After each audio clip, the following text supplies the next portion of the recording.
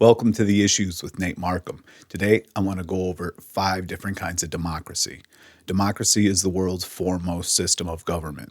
In a democracy, the ultimate authority to make decisions rests with the people, either directly or through elected representatives. All citizens have the right to participate in the political process, regardless of their background, wealth, or social status. In a democracy, all laws apply equally to everyone, including those in power.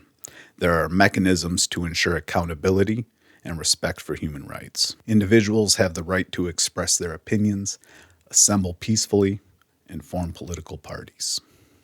I want to begin with a bad type of democracy. It's called Plutodemocracy, and I think we're seeing some examples of this in the United States today.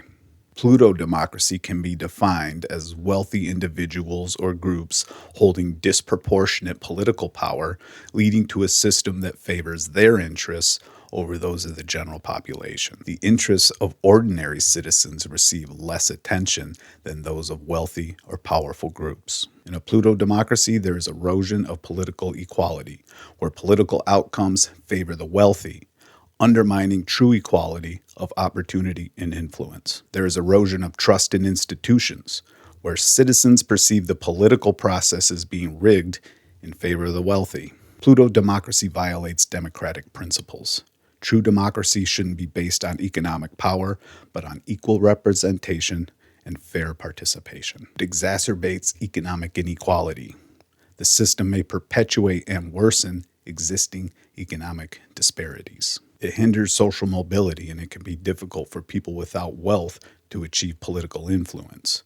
It causes corruption because increased influence of money can create opportunities for unethical practices. Now we'll talk about a form of democracy we're all familiar with, representative democracy. And representative democracy is the most common form of democracy used today. Citizens elect representatives to make decisions on their behalf. This allows for broad participation in larger populations. Representative bodies like legislators hold lawmaking power in a representative democracy. Decisions reflect the majority of the population as expressed through their representatives. Of course, there are problems with representative democracy. There can be a representation gap where representatives may not always accurately reflect the views of their constituents.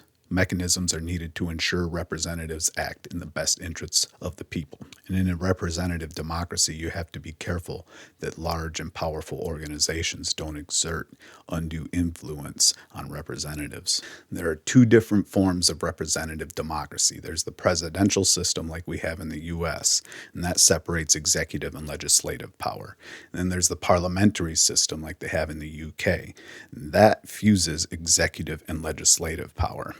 Examples of countries that use representative democracy are the United States, India, Germany, France, and Japan. Now we'll move on to direct democracy. In a direct democracy, citizens directly vote on every issue instead of relying on representatives.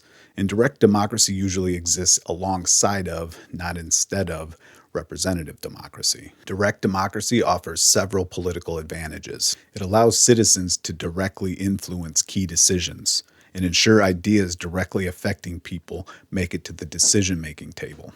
In a direct democracy, there is reduced corruption because there's less room for backroom deals or hidden agendas when decisions are made publicly.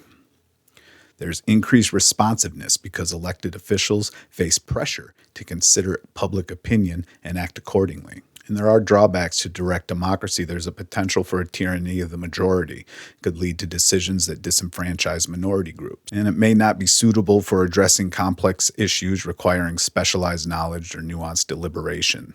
There are also efficiency concerns. Holding frequent votes can be time-consuming and resource-intensive for large populations. And I have some examples of direct democracy. Switzerland is renowned for its extensive use of direct democracy. They hold regular national referendums and initiatives where citizens vote directly on legislation and constitutional changes. We also have California. They offer various forms of direct democracy, including ballot initiatives, citizen-initiated referendums, and recalls of elected officials. We also have Vermont. Vermont holds town meetings where all residents can vote directly on local issues and budgets. Now we'll move on to social democracy. Social democracy aims to achieve both political and economic democracy. It advocates for a mixed economy that combines elements of both capitalism and socialism. It also supports government intervention in the economy to promote social justice and equality. Social democracy's core values include equality and social justice. It focuses on reducing social and economic disparities and emphasizes collective action and shared responsibility. It protects individual liberties while providing basic needs and opportunities with a broad social safety net. A provisional state provides universal access to health care, education, and other public services. Progressive taxation allows for the distribution of wealth through taxes to fund public programs. Labor protections regulate working conditions and support unions. Environmental regulations aim to balance economic growth with environmental sustainability.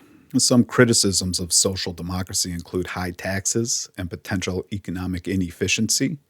There's a risk of de-incentivizing individual initiative. Can be difficulty in finding the right balance between government intervention and individual freedom. I think these are all fair criticisms that we need to be aware of. Examples of democratic socialism are countries like Germany, Canada, and New Zealand. Now we'll move on to liberal democracy. Liberal democracy focuses on individual rights and freedoms. Liberalism emphasizes limited government intervention, allowing markets to operate with the fewest possible restrictions and individuals to pursue their own interests freely. Liberal democracy favors capitalism and believes in individual responsibility and free markets as the drivers of prosperity. That being said, liberal democracies do usually incorporate elements of social democracy, providing a safety net for citizens while maintaining market economies. It protects fundamental rights and freedoms such as the freedom of speech, religion, and assembly. Liberalism prioritizes individual autonomy and freedom of choice while respecting diverse beliefs within the limits of the law. And some of the challenges with liberal democracy are balancing individual freedom with social cohesion. And you want to ensure the equality of opportunity within a market economy, which is very problematic. You want to protect against powerful special interests, and you need to address global challenges like climate change and inequality. Examples of liberal democracies are the United States, the United Kingdom, France, and India. Thank you for watching another episode of The Issues with Nate Markham. If you have anything to add to the discussion and anything you'd like to talk about, please leave it in the comments below. I'd love to hear from you. Okay, we'll see you in the next episode, all right?